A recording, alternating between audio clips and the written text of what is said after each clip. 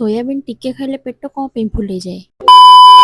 Hello guys welcome to my mini blog. सकाळु सकाळु गाधे पाधे काम सरी मु पळैଥିଲି एठी जनसेवा केन्द्र। देखि परथे मो मुह केनते हताशा देखा होची। मु पळैଥିଲି प्रैक्टिकल रे बाहा करे पे फाइनली मु मोर जहा काम थला सब सारी की फुल ऑन रेडी हेकी पळी आस्थिली घर को केते बेलु मते पर जोर भोग कलानी। मो बळे अतरंग खाइबा को माने खाउ नथिबे मु जानि कि जो माने खाउचंती मो बळे एमती स्टाइल अतरंग खाइबा ट्राई करिवे थरे बढ़िया लागिवो। मु टिके चूड़ा कदली ता सହିତ ओरियो बिस्कुट ता सହିତ गोलाप जामुन टिके चीनी टिके लुण पकेकी गोटे माने कोन कहंती चूड़ा चकड़ा रेडी कर देइथिली।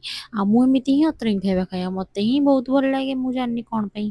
तापरे खरा बेले मु खाइथिली भात कोळथ डाली ता सହିତ टिके बिलाती आलू आउ सेउ पाग कर देइथिली। खाई देइकी मु पळैथिली सोया पई।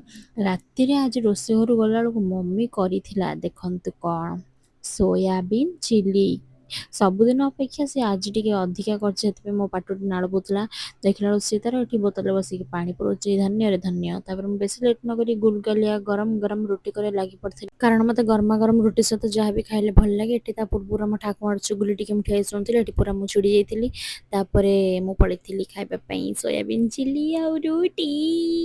पाटर खाली नाळ बोझ टेस्ट कली बहुत टेस्टी थिला। एतिकी अल्प टिके न खाइकी न पेट पूरा फुल जाइथिला। एति थिला जमिनी ब्लॉग सांगन जय जगन्नाथ।